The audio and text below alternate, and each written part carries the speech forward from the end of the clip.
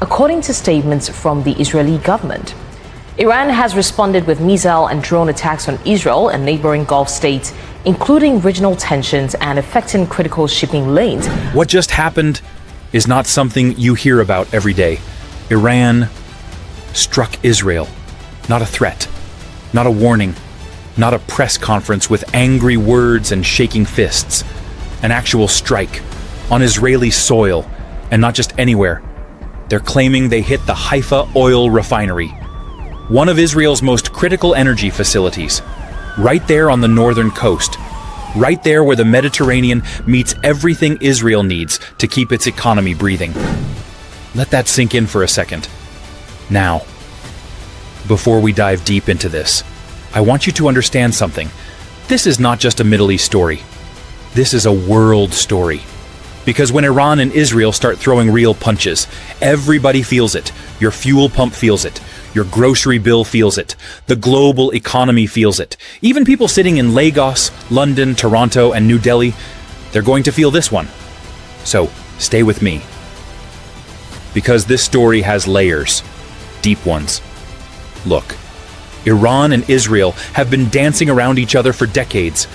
It's been threats, proxy wars, shadow operations, assassinations, drone attacks, a whole soap opera of tension that never quite exploded into something this direct. But this time, something shifted. And to understand what shifted, we need to rewind just a little bit, not too far, just enough to connect the dots. Because this didn't happen in a vacuum. It never does. For years, Iran has been fighting Israel through what they call the axis of resistance. That's a fancy name for, let me just fund Hezbollah in Lebanon, arm Hamas in Gaza, support the Houthis in Yemen, and keep poking Israel from every direction without putting my own hands directly in the fire. Smart strategy, right? Now here's where it gets really serious. Haifa. If you don't know Haifa, picture Israel's third largest city, a port city, sitting right on the northern coast. It's not just a city, it's a hub, industrial, economic, strategic. The Haifa Bay Area has been one of Israel's most important industrial zones for decades. And the oil refinery there? That's not just some rusty old facility processing cooking oil. That is a critical piece of Israel's energy infrastructure. The kind of facility that, if it goes down, or even if it's just disrupted, sends shockwaves through the entire country. Fuel supply, industrial production, military logistics. Everything downstream gets affected. Iran knows this. This was not a random target. This was a message, delivered in fire and smoke. Now Iran is claiming a successful strike. And let me be honest with you here, because I'm not going to sit here and tell you things I can't confirm. The details are still coming in. There's smoke, literally and figuratively. Israel has not given a full public damage assessment yet. And in situations like this, both sides have reasons to manage the narrative. Iran wants to look powerful. Israel wants to look unbreakable. So somewhere between those two versions of the story is the truth. But here's what we do know. The strike happened. Missiles flew. Sirens went off across northern Israel. People ran for cover. This is real. And now, here's the part that actually made my jaw drop a little. The world's reaction. You would think that a direct Iranian strike on Israeli territory would have every major power on the phone within the hour. You would think the UN Security Council would be in emergency session. You would think Washington would have the loudest response of all. Here's something that doesn't get said enough. Israel has been in a state of almost constant high alert for over a year now. Since October 7th, 2023, this country has been fighting on multiple fronts simultaneously. Gaza, Lebanon, the West Bank, drone attacks from Yemen, cyber attacks, assassination attempts, diplomatic battles. Imagine running a marathon, but someone keeps adding miles, and you're already at mile 38. That's Israel right now. So when Iran launches this strike on Haifa, the question inside Israeli military and government circles isn't just how do we respond, it's how do we respond without starting something we can't finish? Because Israel has nuclear capability. Iran knows this. Iran is also racing toward its own nuclear threshold. The whole world knows this. And nobody, absolutely nobody, wants to be the one who accidentally tips this into a nuclear confrontation. Let's talk about something that affects every single one of us right now. Oil. The moment news broke about this strike, oil markets didn't wait for confirmation. They didn't wait for a press conference. They didn't wait for the smoke to clear. They reacted. Because that's what markets do. They price in fear before they price in facts. And Haifa, being an oil refinery, sitting in a region right next to some of the world's most critical oil shipping lanes, that combination is enough to make traders very, very nervous. Brent crude, WTI, futures contracts. All of it starts moving when missiles start flying in this part of the world. Now, Israel is not Saudi Arabia. It's not a major oil exporter. But the symbolism of a strike on energy infrastructure in the Middle East is enough to send signals through the entire global energy market. And if this escalates further, if Iran decides to flex its muscle in the Strait of Hormuz, that narrow waterway through which nearly 20% of the world's oil supply passes every single day, then we're not just talking about Israel's problem anymore. We're talking about your fuel pump, your electricity bill, your transportation costs, your everything. Now let me ask the harder question. Why? Not why did Iran do it, but why this way? Why now? Why Haifa specifically? Why an oil refinery? Because when a country like Iran makes a move this bold, this direct, this loud, there's always more going on beneath the surface. Always. Iran has been playing chess while most people think they're playing checkers.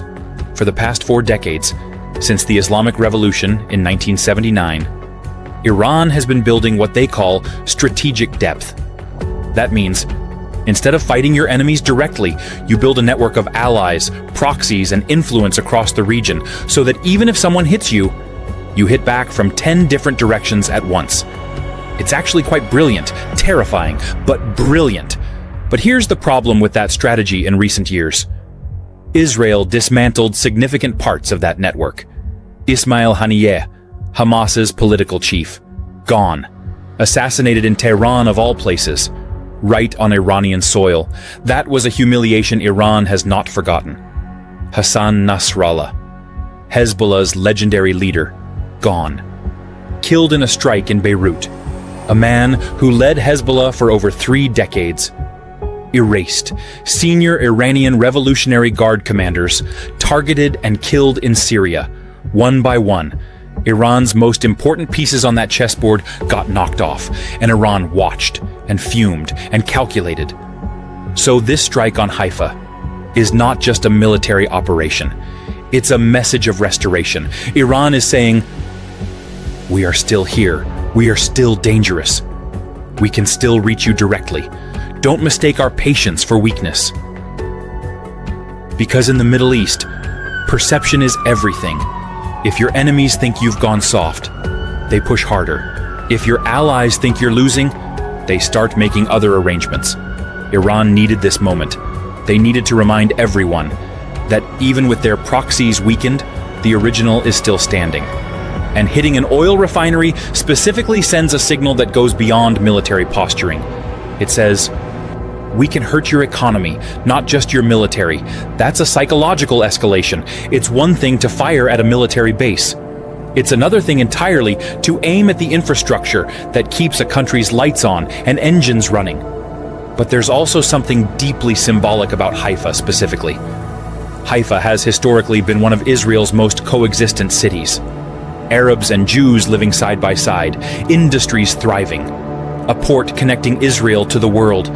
Targeting Haifa is targeting something Israel is genuinely proud of. That's not an accident. Iran's message is layered. And Israel's military planners, they understand every single layer of it. Now here's something the international headlines are glossing over. Iran's government has serious problems at home. Serious. The economy is struggling under the weight of decades of sanctions. The Iranian rial has lost enormous value. Young Iranians are frustrated. The protest movements that shook Iran after Masa Amini's death in 2022, those didn't just disappear.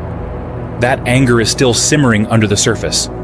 A government dealing with that kind of internal pressure sometimes needs an external victory.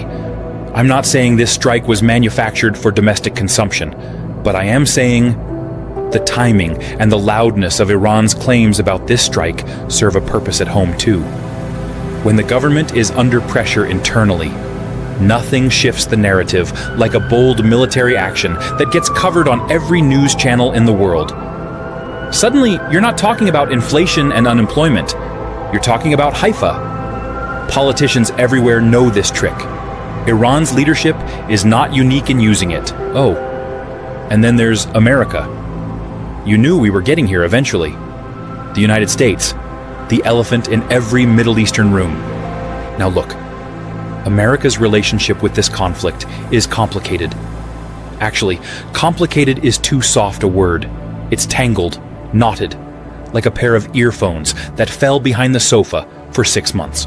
On one hand, the United States has ironclad commitments to Israel's security. That has been the position of every American administration for decades, Republican or Democrat, doesn't matter. On the other hand, the current geopolitical moment is different from any we've seen before. America is dealing with its own political tensions. There's a significant portion of American public opinion that is war-weary. The appetite for deep military involvement in another Middle Eastern conflict is not high. And Iran knows this. Iran has been watching American politics very carefully. They've watched the debates about foreign aid. They've watched the internal divisions. They've watched the signals and counter-signals coming out of Washington. And what they see is an America that will support Israel, but perhaps not an America that will write a blank check for unlimited escalation. That's a window, and Iran appears to be climbing through it. Now, America will respond with statements, strong ones. There will be calls for restraint. There will be quiet back-channel conversations. There will be carrier groups repositioned. Movements of military assets that don't make the front page, but that everyone in the region notices. But the key question is, will America's response be enough to actually deter Iran from going further? Or will it just be enough to look like a response? That difference matters enormously right now. And while America is figuring out its response, Russia and China are watching. Very carefully, very quietly. And if you listen closely, you can almost hear them taking notes. Because both Russia and China have a strategic interest in watching America get stretched thinner and thinner across multiple global crises simultaneously. Russia is already grinding through Ukraine, bleeding resources, but also watching how the West responds to crises elsewhere. But here's the risk. Iran has air defense systems. Iran has depth. Hitting Iran directly means crossing a threshold that has never been fully crossed before in this conflict. Once you cross it, you can't uncross it. Then there's the option that keeps Iranian leadership awake at night. A massive strike on Iran's nuclear facilities. Israel has been thinking about this for years. Some voices within Israel's security establishment have argued that this crisis is actually an opportunity. If Iran is going to escalate anyway, why not use this moment to set back their nuclear program by a decade? Now let me bring this closer to home for many of us watching, because some people might be thinking, this is a Middle East problem. What does it have to do with me sitting in Abuja, Accra, Nairobi, or anywhere else far from those sirens? Everything. If oil prices spike significantly because of this conflict, and they very well could, countries that are still heavily dependent on fuel imports feel it immediately. Transportation costs go up, food prices follow. The cost of running generators, which many people still depend on, increases. And in economies where the margins are already thin, where people are already stretching every naira, every shilling, every sedai to make ends meet, a war in the Middle East lands on your doorstep, not with missiles, with prices. So there you have it. Iran strikes Israel. Haifa targeted. Oil markets nervous. The world watching with tired eyes. Israel deciding its next move. America calculating its response. Russia and China smiling quietly from a distance. A region already exhausted from years of conflict, now standing at yet another dangerous crossroads. Watch the Israeli response closely. Watch how Iran reacts to that response. Watch what America does or doesn't do. And watch the oil prices. Because they'll tell you what the world actually thinks before any politician opens their mouth. This story is far from over. Now, I want to hear from you. Do you think Israel should strike back hard or take the diplomatic route? Do you think Iran calculated this correctly or seriously overplayed their hand? And how do you think this is going to affect your country, your daily life, your pocket? Drop your thoughts in the comments below. Every single comment gets read. Give this video a thumbs up. It costs you nothing. And if you haven't subscribed yet, hit that subscribe button right now and turn on your notifications. Because stories like this move fast. New developments, new responses, new consequences. And you want to be ahead of it, not catching up 3 days later, wondering what you missed. Stay informed, stay sharp, and I'll see you in the next one.